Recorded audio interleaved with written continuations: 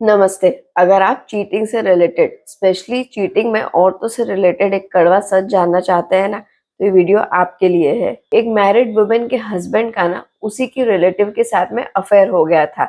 अब क्यों हुआ था, कैसे हुआ था, क्या रीजंस थे, वो हम डिस्कस नहीं करेंगे। पर हाँ, थोड़े टाइम के बाद में ना उस वाइफ को अपने हस्बैंड और उस रिलेटिव के अफेयर के बारे में ना पता चल गया था। तो आइडियल ये होना ये चाहिए कि वाइफ जो है वो दोनों से ही अपसेट हो जाए, दोनों से ही गुस्सा हो जाए, दोनों से ही एक्सप्लेनेशन माने या फिर दोनों को ही गिल्टी माने, राइट। पर इस केस में ना ऐसा नहीं हुआ था। इस केस में जो हुआ था ना वो बड़ा ही पथेटिक और डिस्गस्टिंग था। वाइफ ने ना बड़ी ही क्लियरली और बड़ी ही स्मार्टली अपने 50 साल के हस्बैंड को ना एक इनोसेंट बच्चा डिक्लेयर कर दिया था और सारी गालियां, सारी भड़ास ना उस औरत पे निकाली थी जिससे उसके हस्बैंड ने अफेयर कर लिया था। तो मतलब कि उसने अपने हस्बैंड को ना बाइज्जत बरी कर दिया था और उस औरत को जिसके साथ में उसके हस्बैंड ने अफेयर कर लिया था, उस औरत को ना बिना कोई क्वेश्चनिंग के, बिना कुछ जाने करे उसने गुनहगार डिक्लेयर कर दिया था। और पता है ऐसा क्यों हुआ था? क्योंकि अपने ही हस्बैंड को एक्यूज करने का मतलब हो जाता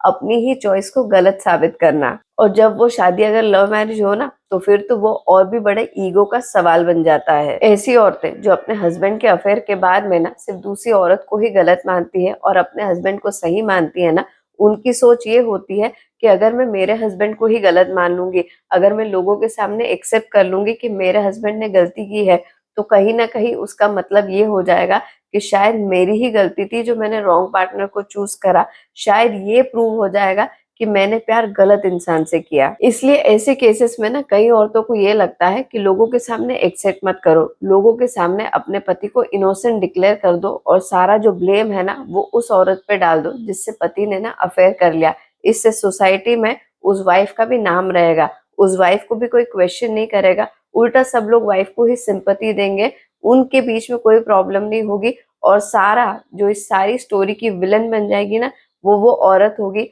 जिसके साथ में उसके हस्बैंड ने विशफुली अफेयर किया। पता है अक्सर कई औरतें जो इस तरीके का डिसीजन लेती है, जो अपने हस्बैंड को इनोसेंट डिक्लेयर कर देती है और दूसरी औरत को कल्प्रिट डिक्लेयर कर देती है ना, उन्हें कहीं ना कहीं ऐसा लगता है कि वो एक बहुत ही स्ट्रांग डिसीजन ले रही है क्योंकि वो एक स्ट्रांग औरत है जो ऐसी चीज को एक्सेप्ट कर रही है।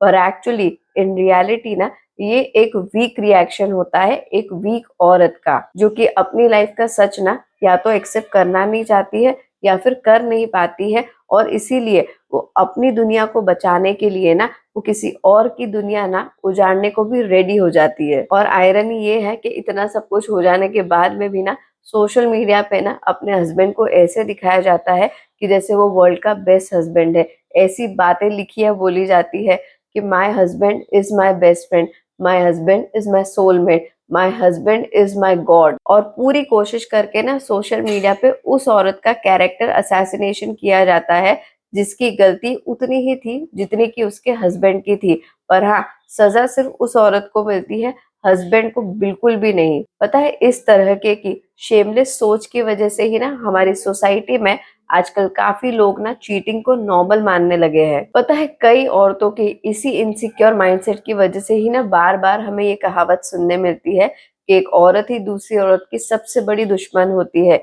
एक औरत जितना डैमेज दूसरी औरत को करती है, जितना हार्म दूसरी औरत के कैरेक्टर को करती है ना, उतना कोई और नहीं करता है। पर पता है एक उससे भी बड़ा सच क्या है कि ऐसी औरतें ना सिर्फ दूसरी औरतों की दुश्मन नहीं होती है बल्कि पूरी कम्युनिटी की भी दुश्मन होती है। क्योंकि जब तक ऐसी औरतें ना अपनी वीकनेस को एक स्ट्रेंथ की तरह दिखाएगी या फिर डिस्प्ले करेगी, जब तक अपने गलत स्टैंड को, अपने पति को गलत चीजों में सपोर्ट करने को भी वो पतिव्रता का सर्टिफिकेट देती रहेगी ना, तब तक हमारी सोसाइटी में ना औरत ही औरत की दुश्मन कहलाएगी और ऐसी औरतों की वजह से ही ना चीटिंग को कवर अप मिलता रहेगा। ऐसे माइंडसेट की वजह से ही ना चीटिंग हमारे समाज में रुकेगी नहीं बल्कि और प्रमोट होती जाएगी और बढ़ती जाएगी। आप कमेंट करके बताइए कि ऐसे केसेस में जहाँ पे हस्बैंड का अफेयर हो जाता है वहां पे क्या सिर्फ हस्बैंड को इनोसेंट मान लेना और उस फीमेल को गिल्टी मान लेना सही होता है?